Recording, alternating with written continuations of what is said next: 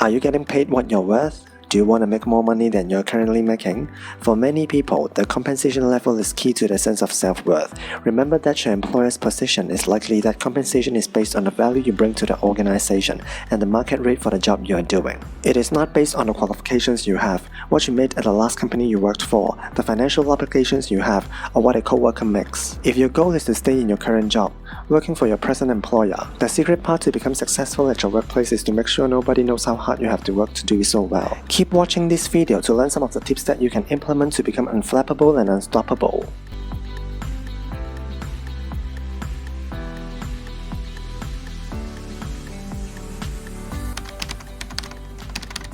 Never stand still. Most people go to work each day with only one thought, getting through to going home time. During their day, they will do whatever they have to arrive at that magic time. But you won't, and you won't stand still. Having gotten the job seems enough for most people that they will just do it and thus remain static. But doing the job isn't the end game for you. It is merely a means to the end. And the end for you is promotion, more money, success, amassing the contacts and experience to set out on your own. Whatever it is that is on your wish list. The job, in a way, is an irrelevance. You have to do the work and you have to do it supremely well. But your rise should already be on the next step, and every activity you indulge in at work should be merely a step in your plan to move up. While others are thinking of their next coffee break or how to get through the afternoon without actually having to do any work, you will be busy planning and executing your next maneuver. You will have gotten your work done by lunchtime so that you have the afternoon free to study for the next promotion, to assess the competition among close colleagues, to research ways to improve the work process for everyone, to further the knowledge of company procedures and history. If you can't get your work done by lunchtime, then you will have to fit all these things into and around the work. What the competition will be doing is not doing them,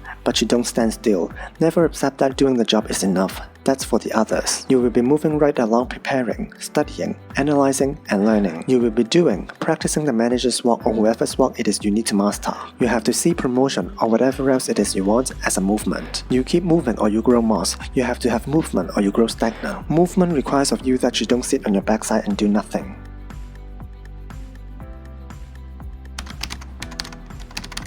You don't have to say yes all the time. A lot of people think that if they say yes to everything, they will get noticed, get praised, and get promoted. This is never true. The clever manager above them will use this "I will do it" mentality, and you will end up overworked, undervalued, and abused. Before you put your hand up to volunteer for anything, think very carefully about why is this person asking for volunteers. How will this further your plan? How will you look to senior management if you volunteer?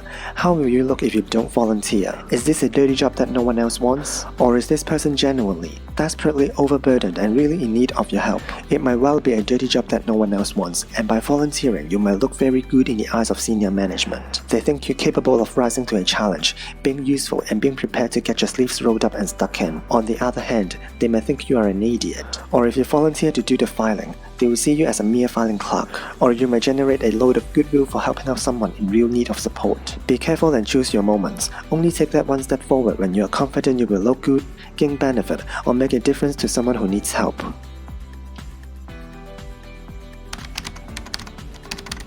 Learn from others' mistakes. A clever man learns from his own mistakes, and a wise man learns from others' mistakes. Remember this principle: we all make some mistakes, but the fewer you make, the better. However, you can't just have the odd catchy quote up your sleeve.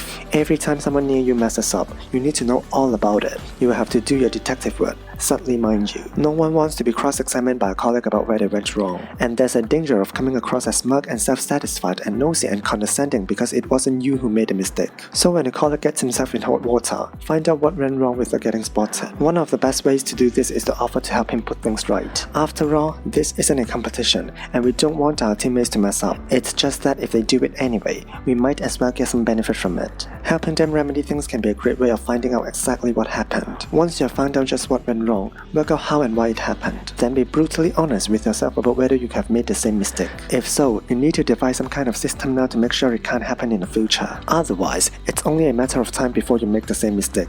And remember, if you have already witnessed your colleague getting it wrong, you will look even worse when it subsequently happens to you. Over time, you will find that a thorough and inquiring attitude to other people's mistakes, rather than a complacent "it won't happen to me" approach, will more than pay off. And the fewer mistakes you make, the more you'll impress the boss. Under-promise and over-deliver. If you know you can do it by Wednesday, always say Friday. If you know it will cost you a week, say 2. If you know it will cost an extra 2 people to get things done, then say 3. This isn't dishonest, merely prudent. If it gets spotted that this is what you do, then openly and honestly admit it and say you always build a contingency percentage into your calculations. They can't kill you for that. That's the first bit, under promise. And just because you have said Friday, or 2 weeks, or whatever doesn't mean you can coast and use up that allowance. What you have to do is make sure you deliver early, on budget and better than promised. And that's the second part. Over-deliver. This means if you promise to have the report finished by Monday first thing, it is finished. But not only is it a report, it also contains the full implementation plans or whatever unexpectedly good it can be. Again, it might be stating the obvious, but don't be too blatant when you do this or your boss will get to expect it. Besides, it also helps sometimes to act dumb. You can pretend you don't understand some new technique or software when in reality you know it back to front. Then when you suddenly do all the budgets on a spreadsheet that no one else could, you look good. If in advance you have said, "Oh yes, I know that. I work with these spreadsheets at my last place," there's no surprise and you have given the game away and your advantage. When you under-promise and over-deliver, you have to have a bottom line. It is simply that you will never deliver late or deliver short. If you have to sweat blood and work all night, then so be it. You will deliver when you said you would or earlier if you can without exception. It is better to negotiate a longer delivery time in the first place than to have to let someone down. A lot of people are also keen to be liked or approved of or praised that they will agree to the first delivery time offered to them. "Oh yes, I can do that," and then they fail. They look like pushovers in the first place and incompetent in the last.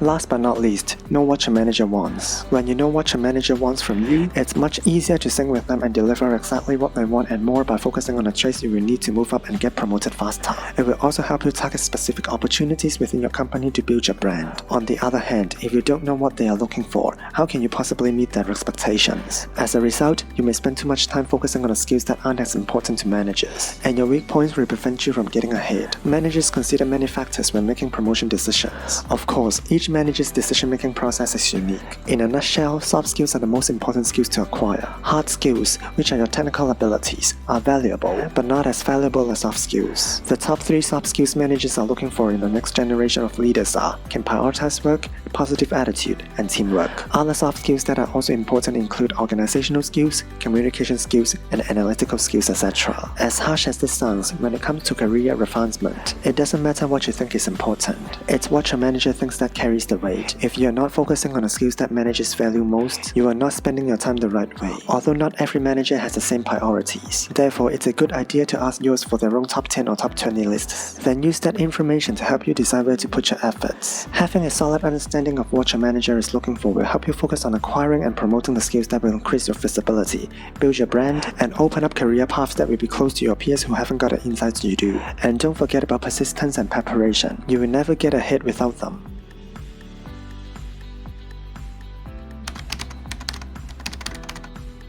Here's a final piece of advice.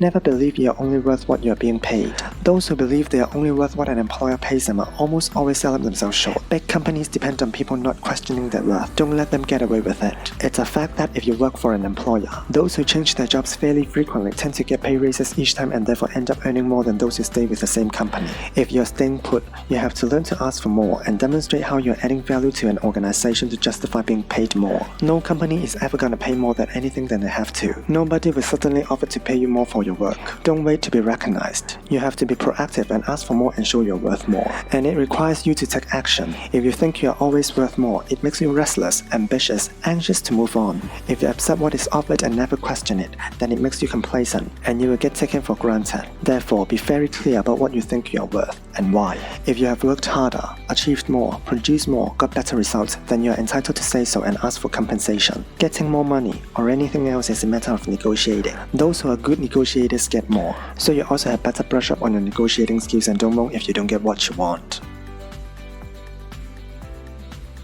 That's pretty much it for today. Hope you find value in this video and I wish you all the best in your career. Thank you for checking out the video. Enjoy your day. See you next time.